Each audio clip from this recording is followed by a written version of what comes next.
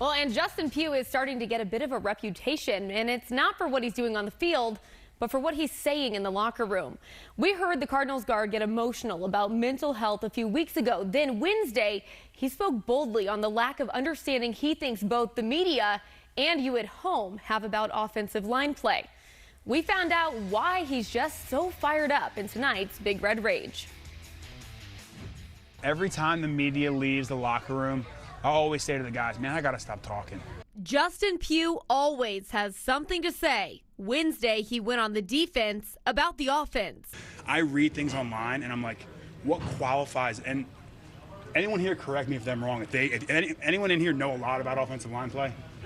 Like, could you sit in an offensive line room and have a legitimate conversation with me about offensive line play? I think I could. I coached it for 20 years. So we have one. One, right? Yeah, so we have one person out of everybody. So now magnify that by America. Pugh says it's easy to pin the blame on the O-line and indicated critics could use a course on offensive schemes. No one knows what they're really watching when they're watching offensive line play. If I turned on, like we're watching the Green Bay Packers, Philadelphia Eagles tonight at the restaurant, I don't know the schemes that they're running, so I really couldn't tell you who's responsible for what person. And people try to make assumptions, and then when you make assumptions, you don't look very good. Prior to this surprise Pugh pulled on the media, he tried to tackle another topic.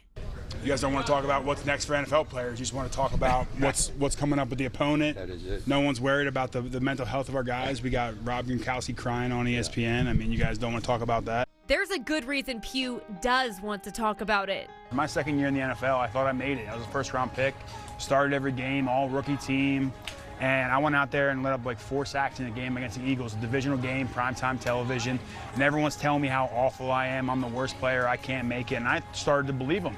What would you like to see done to make sure guys are okay? Talking about it is the easiest way to change it, and it's not just football players. It's dads talking with sons, moms talking with their daughters.